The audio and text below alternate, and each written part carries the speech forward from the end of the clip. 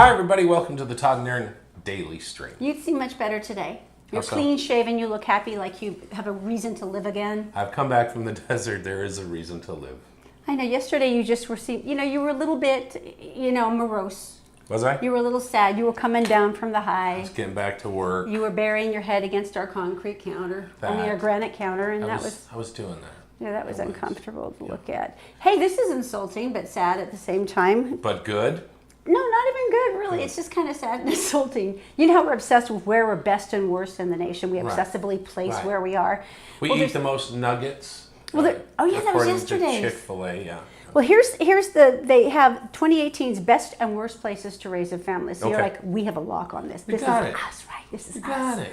Here's the deal, and they did it on some key metrics like essential family dynamics, cost of housing, the quality of local schools and healthcare systems, opportunities for fun and recreation. We're all there. You're like, boom, it's us, right? Well, here you go. What? One? One. No. One, and I don't mean number one. I mean there was one city in Utah, and that was Salt Lake City. We ranked 42. We weren't even in the top 10. We weren't in the top 20. We weren't even in the top 40. What? We were 42. Who was number one? Isn't that sad? Overland Park, Kansas. Although I have heard nice things about them. You have? Yes. People speak highly of Overland Park, Kansas. So this is just like one town. Irvine, California. Fremont, California were the top three. South Burlington, Vermont, and then Bismarck, North Dakota. Here's where I begin to doubt the metrics on this study. 40 what? We were 42. Virginia Beach beat us. That's crazy. Big time. Juneau, Alaska. Although we did love Juneau, didn't we? We did love Juneau. We did love Juneau. Of course, the last one's really not, and this is also a little bit surprising because usually it's the southern, it's like Louisiana, Mississippi. Right. Not so bad this time. Worst.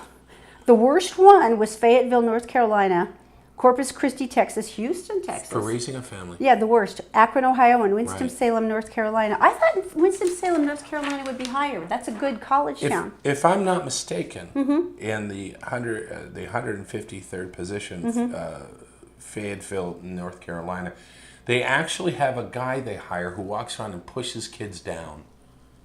I think that's probably the case. On a regular basis. Responding to you about us going to Burning Man. We showed some stuff yesterday. We're going to show you a little bit every day about what happens. And one of the cool things about Burning Man is the fact that you meet new people. Amazing people. We camped with people that we knew. They knew people we didn't know. And then they'd show up in our camp. And then you would get basically a whole education on who this person is. And this guy's name was... Fry Guy. And he had this long, sort of ZZ Top looking beard, very sweet and soft spoken. Right. But he created this incredible food. He was over in one of the mysterious secret camps where nobody really knew where they were, but these were the tuna guys from Oregon, and they had brought down thousands of pounds of seafood to make. Seriously, and they had a big refrigerated truck, and you kind of heard about it, and our friends knew him, so we got the in. You had to kind of skulk around, okay? And so Todd and I wanted to say thank you, and the next day we went over and we wrapped, what was it, 400 wontons? It was crazy. It was so much fun. Because it was so fun. It was so nice. In the middle of the desert making wontons, who would have thought? Oh, but this guy turns out to be, him and I hit it off, turns out to be a glass blower. That's what he does for a living. He blows artistic glass and stuff.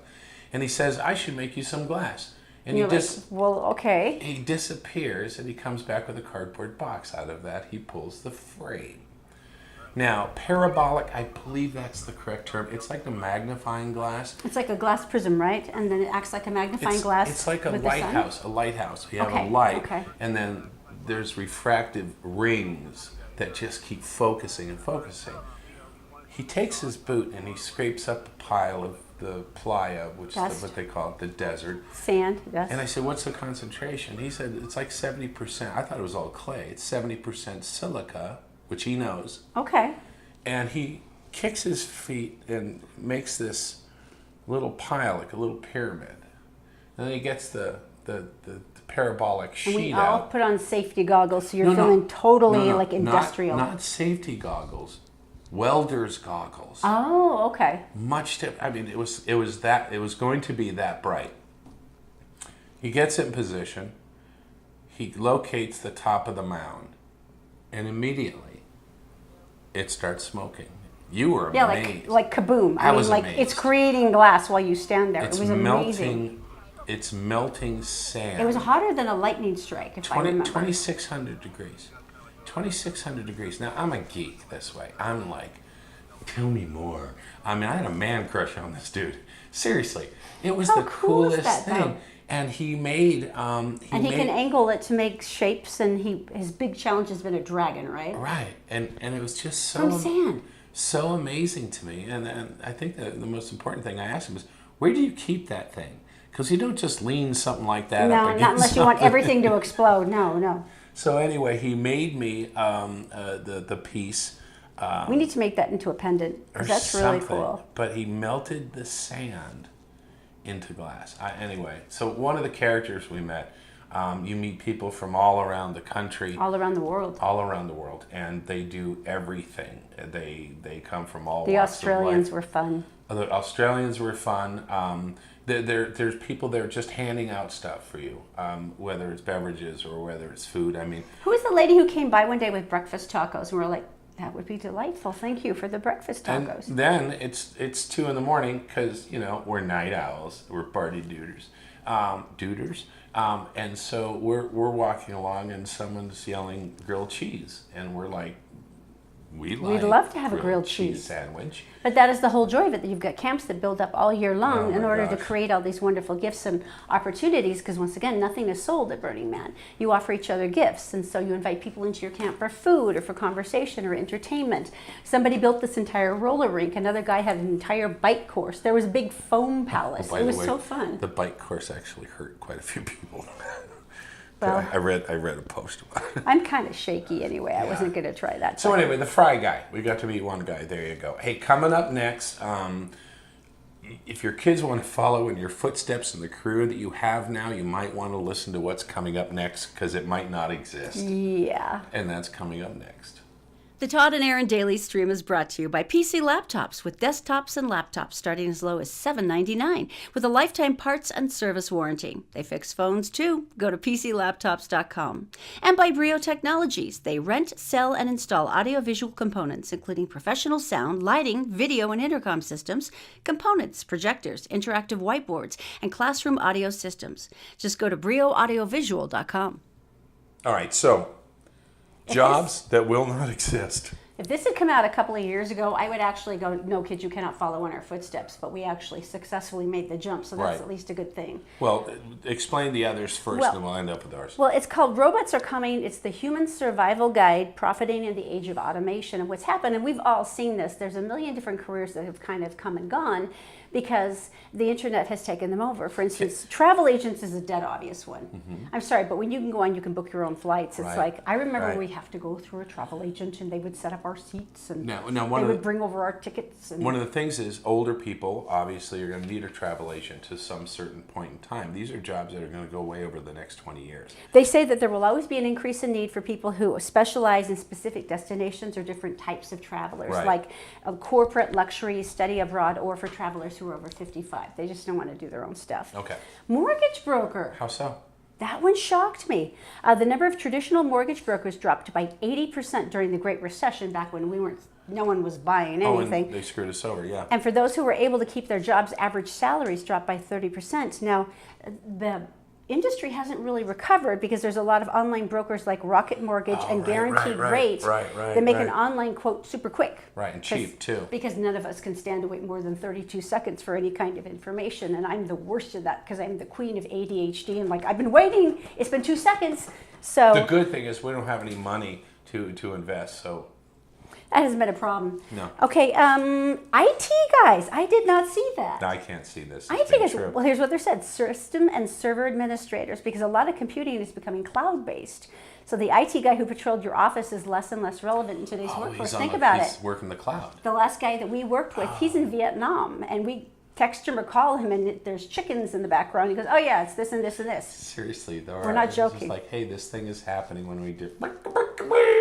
It's really That's funny. how Vietnamese chickens sound. The only thing that is good, that is creating opportunity for programmers, freelancers, and system administrators who are willing to pivot if they can manage to do their client servers like remotely. Okay, And that all right. makes it more profitable. All right, that makes sense. This is a given: postal workers.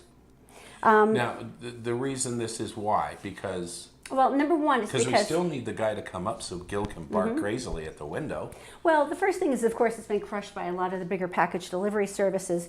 But automated sorting systems, cluster mailboxes, and tight budgets are going to affect employment pretty much everywhere now. Okay, all right. Last year, the Postal Service delivered 149 billion pieces of mail, which just seems like a lot, until you realized a decade earlier they delivered 212 billion pieces of mail. That's a 25% drop. So that's pretty intense. And so they have the workers who sort and all that stuff, that's all being done automatically now. And these are the two sad ones because I actually went to college for journalism and pre-law, and Right. my first job was at a newspaper. Circulation's been dropping for 17 straight years, man. and Sunday circulation of the nation's newspapers are at their lowest level since 1945. And it's very sad. So they say that 2 in 10 reporters have lost their jobs over the last 10 years. It just happened And they're anticipating huge Salt Lake. layoffs at the Salt Lake Tribune and at Deseret News. again. And they say that another 2 out of 10 will lose their jobs within the next 10. And this one, disc jockeys, Just broadcasters, broadcast disc jockeys, professionals, radio announcers. personalities. 1 in 10 of the nation's radio and television announcers are expected to see their jobs disappear within the next 5 years. 1 in 10. I think we've seen more than that in the last 10 years. Oh, I think so too. Don't you? Part of it is system automation, where you can voice something and you can voice it for 6 different markets, or you can be doing something live during the morning and then you voice an afternoon show. Right, or you voice your show and it's voice tracked and recorded and then it's put in, and then you do another shift on another station in the building and another station in the building. So you're not actually there anytime And you're not anyone's getting- listening to you. It's not really, You're not there. getting paid, Freddie. Exactly. Just your salary. This is the only thing that's looking up, which I think is kind of nice. Party jocks. Party DJs are having an uptick in business because their services are now in demand, and the cooler and the hipper that you are, Right. that's projected to grow for about 6%. And they earn about the same, around $32,000, as their on-air counterparts. Depending on how many bar mitzvahs you do.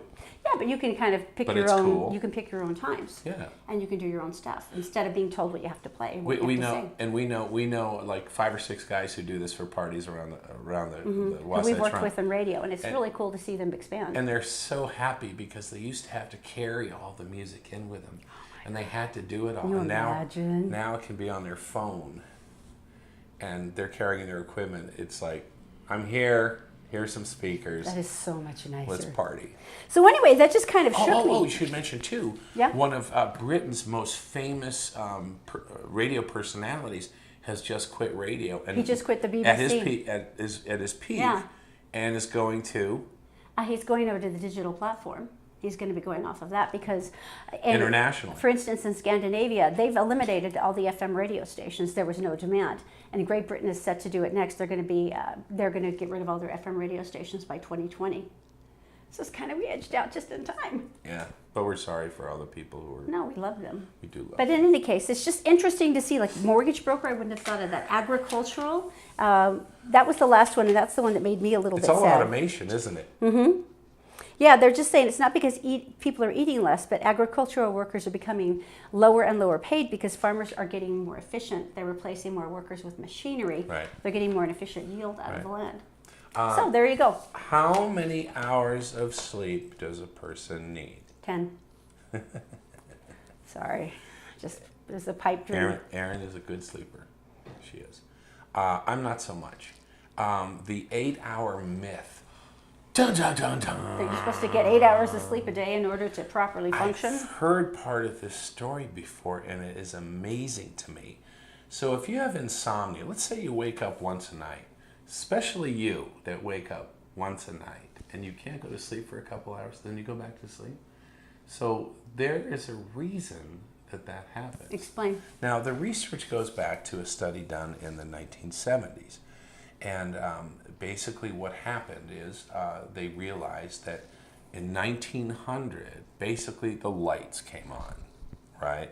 So the lights came on, and also industrialization came on. You have an 8-hour day or a 10-hour day of working, and then you go home and the lights are on. So you're going to eat dinner with the lights on, and then you're going to hang out with the lights on, and then you're going to go. So basically, they went back before that, and based on doctors' notes, and based on diaries and journals and all these, even literature, Interesting, yeah. like the Odyssey. Yeah. They looked back and they said, well, wait a minute, because this is how they treated it. You have dinner, it starts to get dark. The people use that time to calm down, put things away. Finish up tasks for the day. No sure. lights, getting darker. Only rich people had candles. That's true. And then all of a sudden you went to sleep. But there's a thing. Okay, explain this. That was called first sleep. Because you went to bed fairly early. Yeah, I mean, it would be 6 o'clock at night if you're talking wintertime, sure. First sleep, which is like the Hobbits. It's just like second It breakfast. sounds like it. Okay. And you have first sleep, about 4 hours. Okay? Mm-hmm. And then naturally, these people would awake for a couple hours. But it's the middle of the night. What are they doing? Well, it's funny because you would think if we did that, we'd be freaking out. You'd be like, I can't sleep. I have to sleep. I'm going to be tired tomorrow.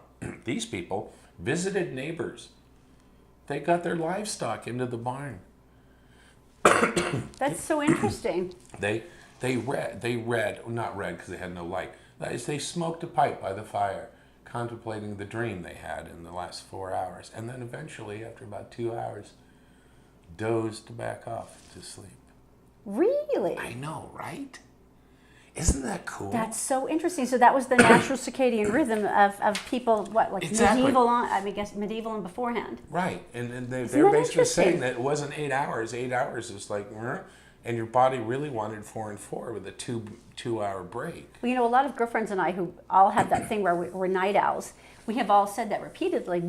We are the most efficient, our brains are the most clear, we're the most creative in the middle of the night, which is awesome right up to the point where you realize you're getting, well, we used to get up at 4:30 in the morning and I was screwed. But It's Right. true though, for a lot of people, that part of their circadian rhythm is still stubbornly going, but I'm really creative, like at this period, if you would let me work. Well, you also It's interesting. also think about when we wake up, we freak because we're looking at the clock and we're looking at the clock and we're Mm-hmm. not sleeping and we know we're going to be tired. These people were like, let's make some bread. They were like crazy. Isn't that interesting? It is. So that natural creativity came back, or deep thought or efficiency or whatever it is that we had. You know, our friend Richie just sang the national anthem at Rocky Mountain Speedway. No way. I just saw the video of it. Richie did a good Congratulations, honey. job.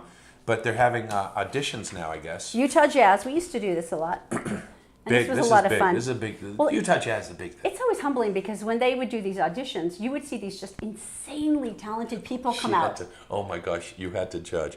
Oh my God, I remember this. I remember this so crazily. I wanted them all to win. She heard the national anthem sung how many times? 48, I think. 48 times in a row, and she came back just going, I'm all right. I'm okay. That unfortunately was the year I think that Whitney my Houston had done it. Remember that? Oh my And she does that, all the vocal stylizations.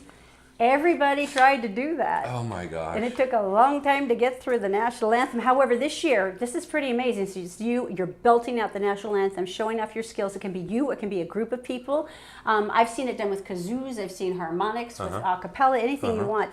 But this is for the 2018-2019 season. The auditions are scheduled. This is going to be Friday, September 14th, next Friday. Vivint Smart Home Arena, and that's going to be 9 a.m. to noon. So you have to be up early, don't drink any milk, no dairy, warm up. You know how to do it. And this is pretty cool. Kurt Bester is going to be conducting the auditions because he's an Emmy Award-winning composer, and Make he's sure good we at send that. him a note of preparing himself for Right. this. Okay. So solo acts and small groups up to 8 performers. All ages are welcome to attend, and it's basically first come first serve basis. So All right, go warm through up it again early. for me really quick. Sure, it's the Vivint Smart Home Arena next Friday, the 14th, Okay. and it's going to be 9 a.m. to noon. So it's Okay. kind of early. Yeah. However, this is one nice thing. If you cannot audition in person, you can send a recorded CD to crobbins at utahjazz.com. That's Right. crobbins by You utahjazz.com. have to go down. You have to be in the big room. I know, right? You have to be in the house. You got to be able to bust it out so you hear yourself echo. Which we still call the Jazz, the Delta Center. I know. That's We just know what it's we do. Vivint. We're just trying. All right, coming up next, Tell Me Something Good. We got Tell Me Something Good. And the airlines are sticking it to you again. But do That's you- not tell me something good, though. Do you feel it already? Yeah, that's all coming up next. The Todd and Erin Daily Stream is brought to you by PC Laptops with desktops and laptops starting as low as $7.99 with a lifetime parts and service warranty. They fix phones too. Go to PCLaptops.com. And by Brio Technologies. They rent, sell, and install audiovisual components including professional sound, lighting, video and intercom systems, components, projectors, interactive whiteboards, and classroom audio systems. Just go to BrioAudiovisual.com. Hey, we got a trip planned in October, don't we? We're going to Disneyland with the kids. I had to promise it to Zoe so that she would actually let us go to Burning Man. It was like a very tense negotiation. Yeah. But it worked for us. And I have no shame. Because I did get my tonsils out. She really has no shame, does she? We need more money. Yeah, we need we more do. money to fly. Why? According to this, and they've all done it, evidently one after another, United just raised their bag fees. Well, they already had bag fees, all the major airlines, but they raised them again? $30. A bag? Some airlines charge $40, you know, if you fly them. The second bag's $40 or more. So we're just going to go naked. That's what we're going to do. I am. I think it'd be easier just to pile all of our clothes on so we're sitting in our seats with like 8 shirts. I don't think so. How about that? But and I will Who's say sitting next to the sweaty people? $30 for a bag, $40 for the next one, and then I look on the piece of paper I have underlined 4 times, and it says Southwest Airlines, the only U.S. carrier, doesn't add charges for baggage. You know, if you think about that, 2 bags, that's 70. For one piece of baggage, Yeah. Southwest is free. I love you, Southwest. So you think about 2 pieces of baggage per family member, $70 per. That's $240. That's if like $280. That's Right. like another ticket. That's like you're sleeping in a dumpster. That's like you went online and you found the best stinking deal in the You're world. like, yes, I am goddess. Now you're just handing it over in baggage fees. Pretty much, yeah. See, I don't think my idea of wearing all of our clothes online on the plane is really a bad idea. We should wear each other's. That would be awesome. Yeah, Zoe's are going to be real awkward. All right, are you ready for Tell Me Something Good? Because this is awesome. Please do. Tell me something good. Brought to you by. Oh, PC laptops. We love PC laptops for many, many reasons, but one of the major ones is laptops and desktops start at $7.99. They have a lifetime service guarantee on anything you do, meaning parts and labor, and they fix phones too, usually while you're just standing there. Tell me something good. Okay, this is a local one, which is why I love it. Oh, cool. Doncella Liggins and Beverly Birch have been best friends since they were sorority sisters in college. This was 30 years ago, but they've been best of buddies. They've hung in there together. As a matter of fact, Beverly even moved here to Bountiful, so she wanted to be closer to her friend. Oh, that's so cool. And so, and over the course of the last year, one of the reasons that she had moved is because Doncella had some serious health issues going on. She had kidney disease. Okay. And she didn't really want to tell her friend. She didn't want to worry her. But when she finally did, Beverly said, I'm coming there. I'm gonna move. I need to move anyway. It's time for a change in my life. I'm gonna be here for you. So That's a lot. she spent a lot of time on the transplant list, and she finally was so discouraged, she kind of confessed it, and that's how it all kind of the gears went into motion. Sure. So, you know, they lived life, they had friends, they did things together, they were buddies, and then one day she got the call. Doncella said, there is a match. And if you've ever been with anybody who's waiting, our dear friend Steve was waiting for a match. And every time his wife Meredith would call us, we'd all be like this, just sending like all the good positive things in the universe, like this is it, this is it this time. And that's not the end point, because you go to the hospital and it's like, if you have a cold, you can't do it. If you were sick, you cannot do it. Maybe there was the slightest alteration and something went off. So every time is high drama. Oh my gosh. But they said, it's a match. And she said, what happened? Did somebody die? Or he goes, I can't tell you. The only thing I can tell you is your donor's young and healthy. Right. And so the girls were delighted, and they're like, dang. And she's like, I will totally drive your butt up there for surgery. It's going to be awesome. Beverly was there for Doncella. So they drove up, and as they got to the hospital, Beverly turned to her friend and she said, I want to tell you something. And they're sitting in the car, and she handed her a card. And Beverly was her perfect match. And she had kept her mouth shut until the doctors could go through all the tests and make sure that it was going to work. Wait, whoa. And that was the reason she had moved here. She was the donor. She was the donor. She was the donor. They said it was someone else who probably passed away, and she actually was sitting in the car. Remember, the doctor refused to tell her anything other than she was young and healthy. She had kept her identity a secret because she didn't want to jinx the surgery. She was just like, it's got to work out. She didn't want to. She didn't want to have it a false not happen, right? So they both sat in the hospital room together. They got all the stuff going. And, you know, they made all the notations and the markings and went through everything with them. And the last picture of the two of them holding hands after the surgery. Oh, my gosh. Of all the things in the entire world that you would see, of all the variables and all the numbers and all the statistics, the fact that two best friends would be the perfect match.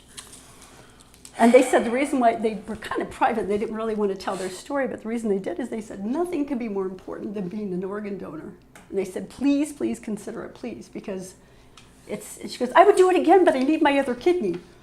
You know, because it's a priority. You're just mean and trying to make me cry like this. Isn't that gorgeous? What a great way to end the show. And see, the thing is, you know I would suck. There is no way I could hold that one together. You told me not to tell Zoe about Disneyland, and I cracked in like 2 days. I could never have held out. Erin bought a computer for me one Christmas, and she gave it to me in November. It was burning a hole in the closet. I had to. That's unbelievable. She kept that secret. So Beverly and Duncella are best friends. She put up her tissue just to see if it'd be a match on the off chance it was.